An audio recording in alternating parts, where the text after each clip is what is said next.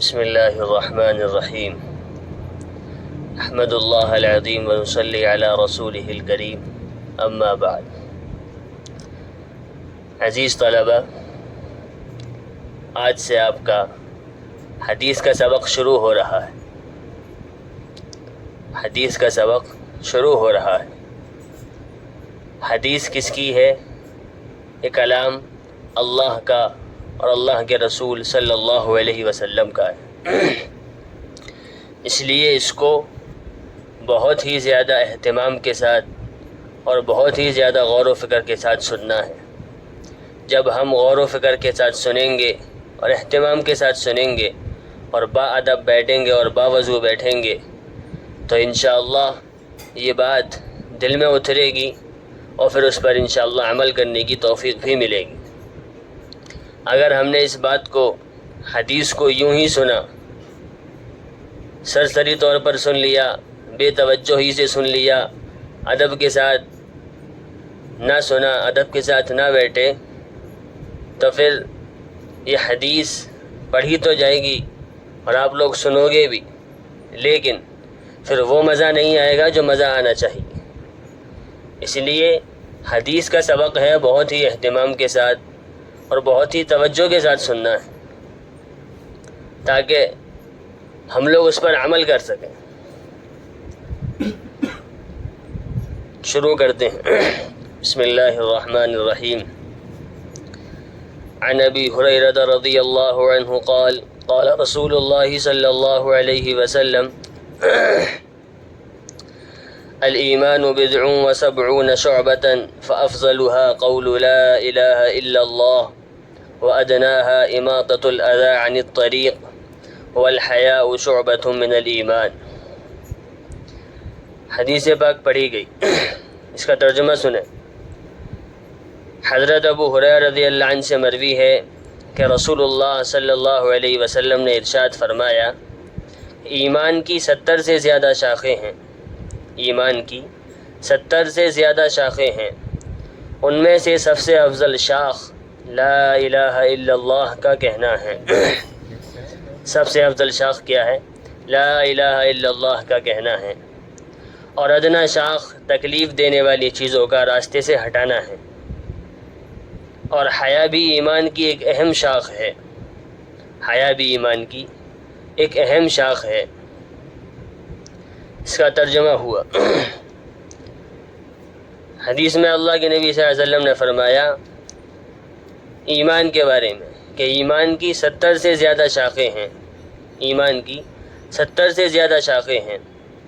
اس میں سے اللہ کے نبی صلی اللہ علیہ وسلم نے بتایا کہ سب سے افضل شاخ کیا ہے، سب سے افضل شاخ کیا ہے، کہ سب سے افضل شاخ ہے کلمہ لا الہ الا اللہ کا کہنا، لا الہ الا اللہ کا کہنا۔ سب سے افضل شاخ بتایا اللہ کے نبی صلی اللہ علیہ وسلم نے اس کو۔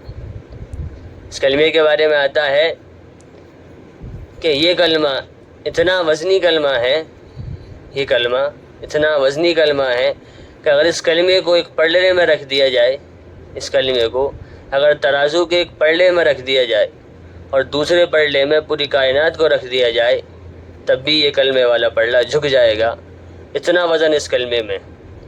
اس لیے اللہ کے نبی صلی اللہ علیہ وسلم نے فرمایا کہ ایمان کی سب سے افضل شاخ کلمہ لا الہ الا اللہ کا کہنا ہے۔ اور پھر بتایا کہ ادنا شاخ کیا ہے، ادنا شاخ بتایا کہ تکلیف دینے والی چیزوں کا راستے سے ہٹانا ہے، تکلیف دینے والی چیزوں کا راستے سے ہٹانا ہے۔ ہم لوگ کہیں جا رہے ہوں، راستے میں کوئی چیز ملے، کوئی پتھر پڑا ہوا ہو، ہم نے اسے راستے سے ہٹا دیا، تو یہ بھی ایمان کی ایک اہم شاخ ہے، ادنا شاخ ہے لیکن اہم شاخ ہے۔ ہم راستے سے جا رہے تھے، کانٹوں کا پیڑ ملا، ہم نے اسے راستے سے ہٹا دیا، اس سے کتنا فائدہ ہوا؟ ایک تو یہ کہ کسی کو تکلیف نہیں پہنچے گی، اس سے تکلیف دینے والی چیز تھی، ہم نے اسے ہٹا دیا، تو لوگ اس کی تکلیف سے بچے، تو آپ کو اس پر بھی ثواب ملے گا کہ لوگوں کو تکلیف سے آپ نے بچایا، آپ لوگوں کو تکلیف سے بچانے کا سبب بنے۔ ورنہ تو اکثر لوگ کرتے ہیں کہ راستے سے جا رہے ہوں، کوئی بھی تکلیف دینے والی چیز پڑی ہو، انہیں اس سے کوئی فرق نہیں پڑتا، جیسا پڑا ہوا ہے چلے جاتے ہیں، کوئی فرق نہیں ہے، کوئی حرج نہیں ہے، نہ تو اسے ہٹاتے ہیں اگر کوئی ہٹا بھی رہا ہوتا تو اس سے بھی منع کر دیتا کہ کیوں ہٹا رہے ہو، تمہاری کیا ضرورت ہے، تم زیادہ بڑے آدمی بن رہے ہو. بہت سے لوگ یہ کہہ دیتے ہیں. لیکن فرمایا حدیث میں اللہ کے نبی صلی اللہ علیہ وسلم نے کہ ادنا شاخ ایمان کی یہ ہے، ایمان کی 70 شاخوں میں سے ادنا شاخ یہ ہے کہ راستے سے تکلیف دینے والی چیزوں کا ہٹا دینا. اور پھر آگے فرمایا کہ حیا ایمان کی ایک اہم شاخ ہے. حیا بھی ایمان کی ایک اہم شاخ ہے. حیا کی حقیقت یہ ہے کہ وہ انسان کو غلط کام سے بچنے پر آمادہ کرتی ہے. حیا کی حقیقت یہ ہے کہ وہ انسان کو غلط کام سے بچنے پر آمادہ کرتی ہے. جب انسان کے اندر حیا ہوگی نا تو انسان غلط کام سے بچ جائے گا. آپ جا رہے ہوں، آپ کے اندر ذرا بھی حیا ہے، اگر راستے میں آپ کو کوئی غیر محرم ملے گی نا تو آپ اپنی نگاہیں فوراً نیچے کر لیں گے.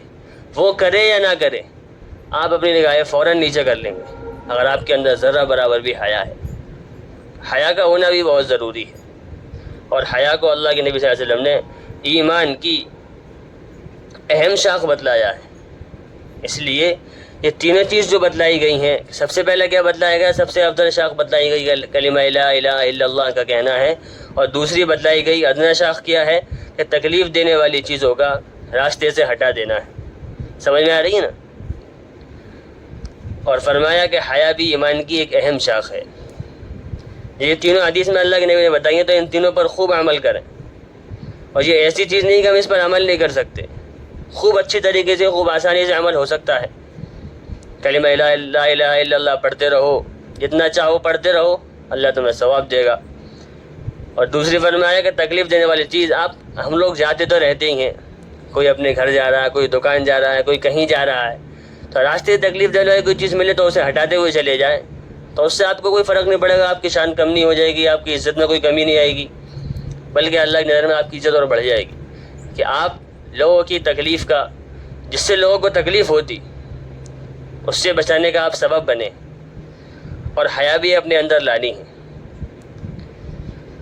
دوسری حدیث فرمائی عن ابی بکر رضی اللہ عنہ قال قال رسول اللہ صلی اللہ علیہ وسلم من قبل منی الکلمة التي عرضت على عمی فردها علی فہی له نجات.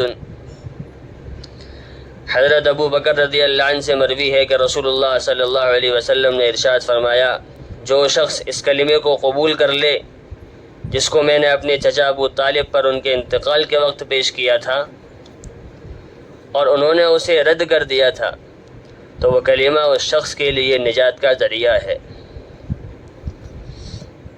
اس حدیث میں اللہ کے نبی بتا رہے ہیں، اس میں بھی اللہ کے نبی نے کلمے کے بارے میں بتایا.